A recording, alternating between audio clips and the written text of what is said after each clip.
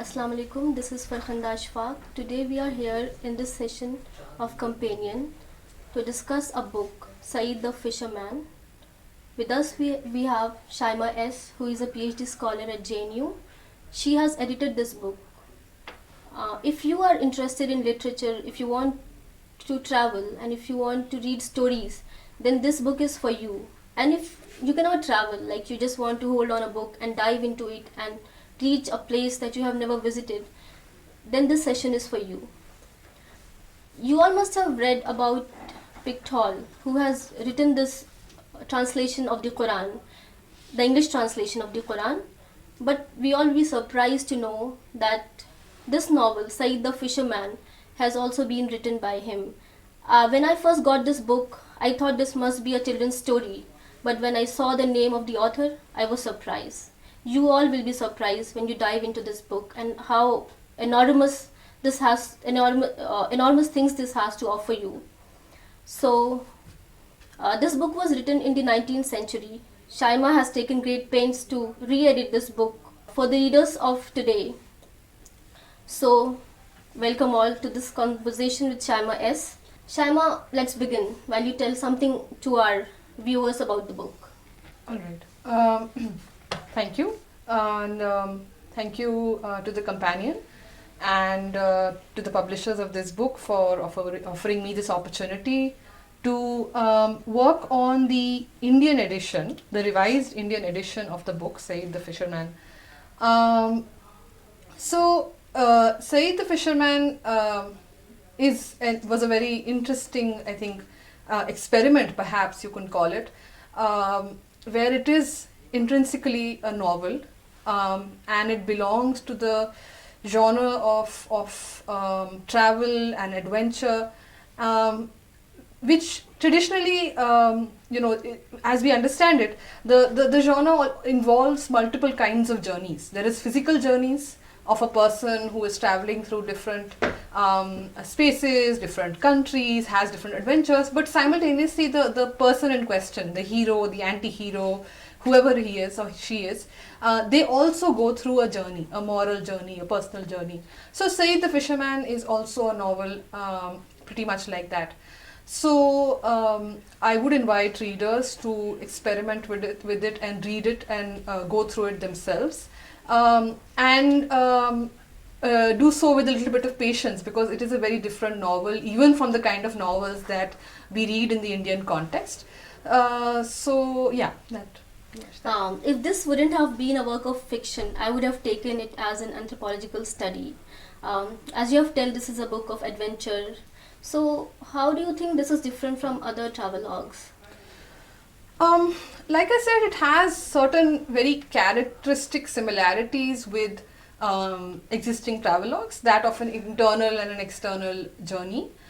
But it is not devoid of the questions of morality. It is not devoid of the dilemmas of the human soul. I think Pickthall is not sympathetic to his titular character, Saeed the Fisherman. I think Saeed the Fisherman is an example for all of us of what kind of person we should be or we should not be. So in that sense, the typical idea of the heroic, the figure is absent in this very interesting novel. And secondly, as you said, it can be even taken in a part anthropological sense, because there are so many aspects or periods of history that Saeed sort of travels through, and they are retold to us in a novelistic fashion. So there are certain things that are very unique about Saeed the Fisherman, and I am very glad that I got to read because perhaps if I had not got the opportunity to revise it, I would not have even ended up reading it, because it is, as you said, it's a very obscure novel. It's not very popular. It's certainly not popular at all. Very little is known about it, about the reasons behind why he wrote it. Very few critics, I would say, have even engaged with it academically. The book was first published in 1903, and then it has been re-edited and republished in 2022. What do you think this has to offer to readers of today? Right. So I think often when we are approaching a text, a novel or even any other kind of literary text, the human mind automatically is looking for something to relate to. Um, and somewhere we do make the mistake of only reading what we are familiar with, whether it is in terms of context, whether it is in terms of the language used, whether it is in terms of what we liked to read generally, right?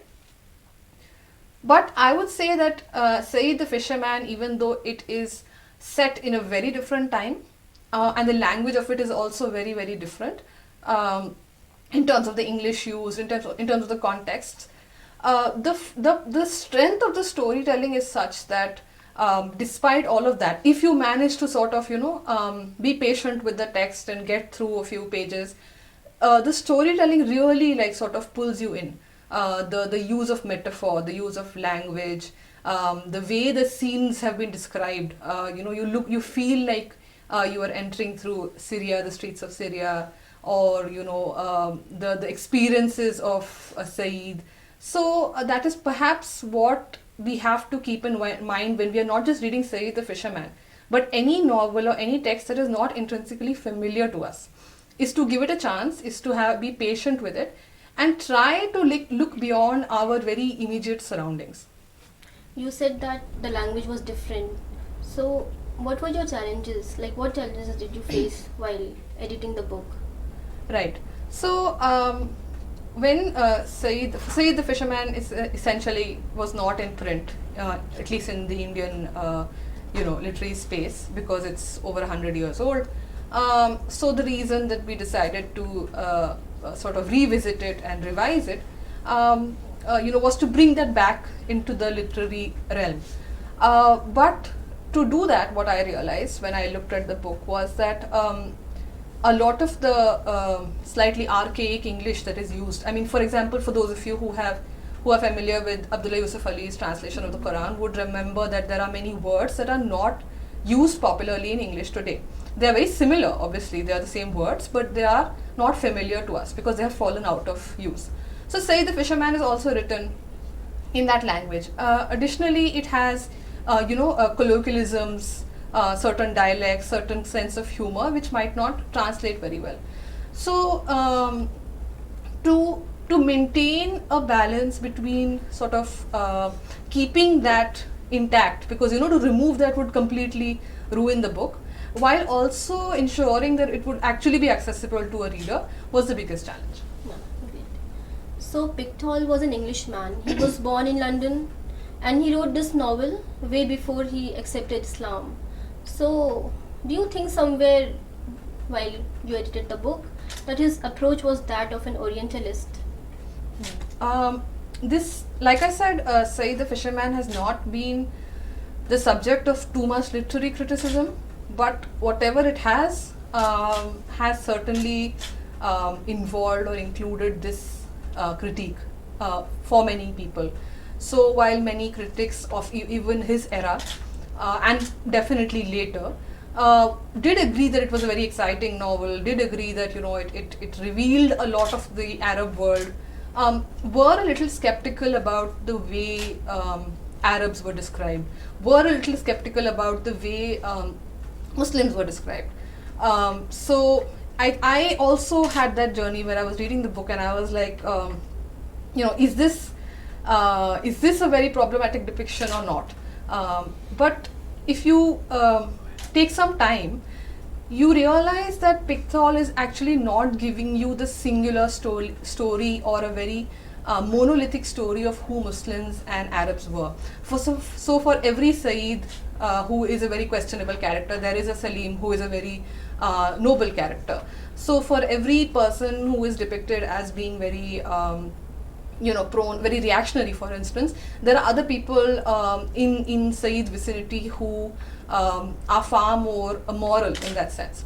So while one cannot comment on Pickthall's intentions, because that is beyond us, he is not here to answer these questions. One can see that he does not try to paint a very homogeneous picture, unlike many of the modern media, films, or even books that come out today. The protagonist of the novel, Saeed, he has this arc Like in the beginning, he's someone who is up on the adventure. While the novel draws to an end, this person is totally devastated. So somewhere do you think that Pickthall tries to give us a moral lesson as well, while giving us a dose of literary food? Yeah, definitely. So while the book is titled Saeed the Fisherman, we often hear how Saeed does not want to be called Saeed the Fisherman anymore in the future. He has dreams of being called various, titles, various ways in which his stature and his nobility and his presence in society would be indicated. So from the beginning, Pickthall shows us that Saeed the Fisherman does not want to just be Saeed the Fisherman. But what Pickthall also shows us is that Saeed the Fisherman, Saeed goes from a man who is not necessarily rich, not necessarily well off, but at least he was earning whatever little he was earning by way of his work. But at the end of the book, we see Saeed, sort of have this arc, which is crashed, which has reached a crescendo. We see a point in the second half of the book where Saeed is now a very well respected man. Pickthall describes his physical body, how it has grown from a very hard working fisherman to somebody who is clearly eating well and living well and dressing well. But by the end of it, it has like come back to zero for him. Except it's not zero, it's worse than zero, because now he has lost whatever little dignity he had, and it has been revealed to everybody that Saeed the Fisherman is essentially in one way or many ways a con man. So definitely that is why I said that Pickthall is not just telling a story of travel or adventure. There is a moral lens to it, or a perspective to it, which we should keep in mind. Yeah. We in the Indian subcontinent have this notion that the Arab Muslims are the most perfect Muslims. When we have to refer to something which is related to any Sharia law or something related to fiqh, we generally look upon them. But while reading this novel, I somewhere noticed that Pickthall tries to break this notion. What do you think about this? I don't think it is particularly only about Arabs, in the sense that it was not deconstruction of Arab life or Arab Muslims. It was an exposition of how one should not be hypocritical, and that could happen whether you're an Arab or whether you're a Muslim or whether you're not a Muslim even. And Pickthall was sort of trying to paint that picture of somebody, like very interestingly, in the novel he describes Saeed at 2 points, I think. One where he talks about how basically Saeed goes around constantly telling everybody that he's a very good Muslim. He says that, I don't eat pork, I pray all my 5 prayers, I'm a very good Muslim, But so this gap, this slip between what is being said and what is being shown, I think is the greatest skill of Pickthall. Because on one hand, the protagonist is constantly saying these things, and on the other hand, he is doing many things which are completely contrary to what he is saying. So similarly, I think there is this very sharp line where he talks, Pickthall talks about how Saeed has a very beautiful, very ornate copy of the Quran. This is at the point where his life has reached a certain growth. He's become rich, but he says that he cannot even read a single letter. So these kind of small things are pointing to the fallacy of hypocrisy. That is what I feel. I don't think it is particularly a comment on a particular community, but more on the travails of human nature and morality. Yeah. There is a place where he actually prays in the open so that people can see him praying. Like he has just on the rooftop. Yeah. We see that in English literature, authors like George Orwell, who through his novel like 1984 or The Animal Farm, though they were works of fiction, right, it has created a political impact on the society. He has created a political discourse in a very subtle way. So, in your view, what is the role of literature in creating such political or social discourses in society? I think, first of all, we all acknowledge that there is a certain sense of a reading crisis, in the sense that reading is not, even though it has not, the end of reading was predicted by many people, particularly after the advent of social media, which has clearly not happened. People are reading, people are critically thinking, but nevertheless, it is not a very popular activity. So that is one thing that is already there. But within that as well, there is a division of what is seen as serious literature or high literature, and what is seen as, you know, novels and light things, quote unquote. And a lot of novelists today have totally, I think, collapsed that binary, because literature is not outside the space of this world, outside the space of politics, outside the space of reality. And these are all debates that have happened within the sphere of literary criticism since the 19th, 18th century. So that's not new. But what I'm trying to say is that the novel is not absent or devoid of these characteristics. And Saeed the Fisherman is a perfect example of that. You spoke of other novels such as 1984 and several other such examples. And I think that is a very important reminder to all of us that, you know, if we particularly those of us who want to transition from writing, from reading to writing, should also remember that just because if we feel that we cannot write serious essays, or we cannot write very in-depth academic, you know, studies, that doesn't mean we cannot write. We should try our hands at other formats, whether it is novels, whether it is poetry, whether it is flash fiction, all those kind of things. Pickthall has other novels in his hat. Like, he has written books like The Veiled Women, Nights of Araby, All Fools. He was a literary genius. And though this book, Saeed the Fisherman, is not very popular, even Pickthall is not very popular as a novelist, but he has been praised by a literary genius of his time. So we have new novels coming up every month, every day we have a new author. In this time, do you think that we should be inculcating this practice more of re-editing the books which have been there in the past? Like, we should make them come to the surface and introduce our present generation to those gems of the past. Right. Yes, definitely, keeping in mind all the challenges and permissions and, you know, the legal aspects of it.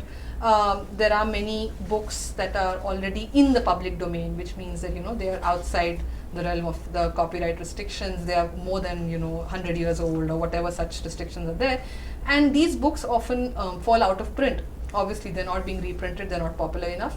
But the brilliance of the internet and social media, as you can say, is that many of these books, thanks to e-libraries, are publicly accessible.